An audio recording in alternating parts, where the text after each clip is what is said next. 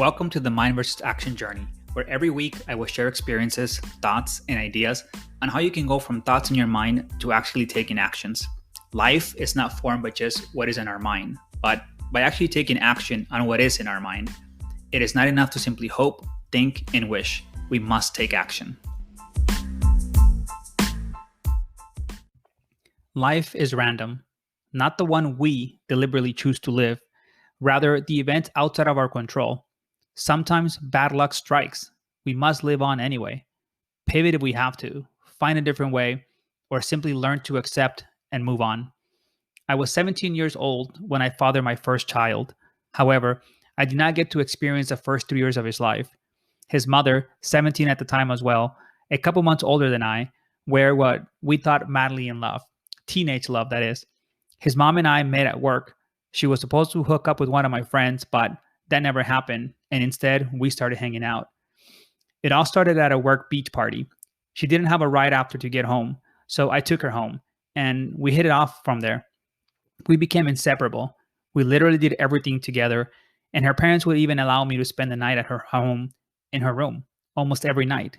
Her parents loved me, to say the least, or so I thought. They would have me for dinner almost every day. Oftentimes, they would even wait for me. They knew about my troubled past, something I never hid from anyone, and was always honest about. That is perhaps one of the things that I fell in love with this family. They were from middle class, white, and yet they never looked down on me or my past. It was never really an issue. They truly accepted me. This, of course, would all change and fast. Her and I had arguments like any couple did, especially teenage couples. Nothing major, I believed, and so did she. Or at least that is what she shared with me on how she felt when we were together. Of course, we ended having sex nonstop, and she ended up getting pregnant. Everything went downhill from here. Her parents all of a sudden hated me, and my past all of a sudden was a problem to them as well. The day her father found out about her pregnancy, we were on our way back from a doctor's appointment. As soon as I arrived at their driveway, he came running towards my car and started banging on my car window.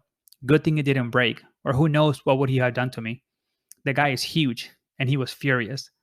I honestly never knew what triggered that insane anger towards me. Both of our parents were and are great people. I know they probably felt betrayed, but what did they expect really that was happening when we were sleeping together in her room every night? And it was not like I was running away from the situation. I was willing to take responsibility and do whatever I had to do in order to make the best out of the situation.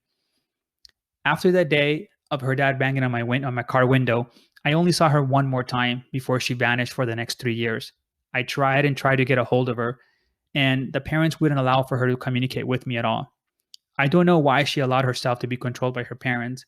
Her mother told me in one of the times that I tried calling that she had had a miscarriage and to not contact her again, that her daughter had a big future ahead of her, and that I was nothing and would always be nothing. I believed her about the miscarriage. Why would she lie?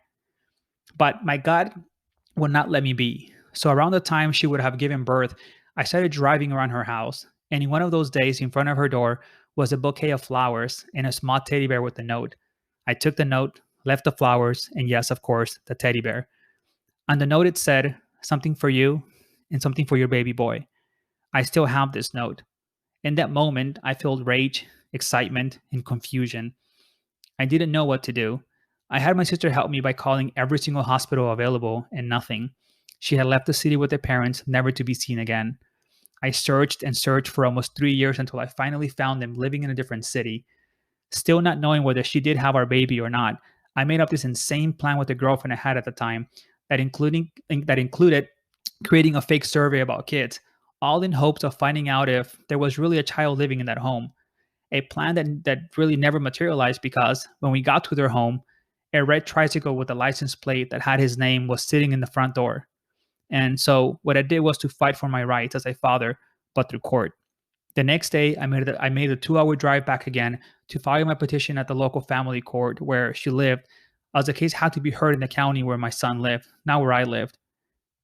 The following year, after I found out that I did have a son, was brutal. I fought for my rights as a father. Mom did not make it easy and did everything she could to not allow me in his life.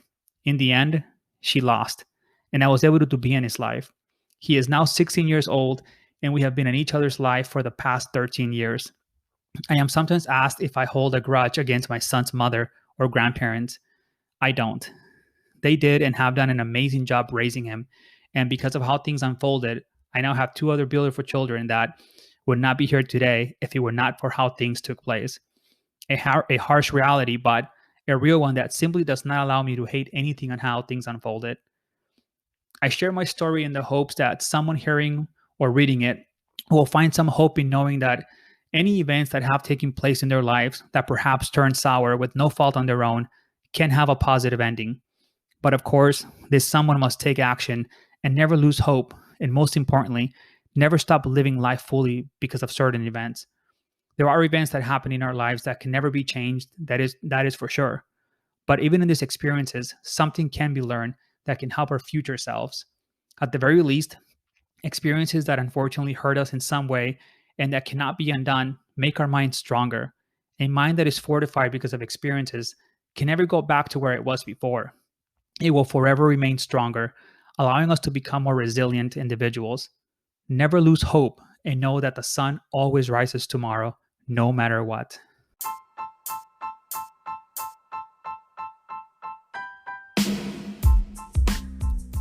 Please subscribe to my blog, podcast, or YouTube channel to get notifications when my weekly entry is posted.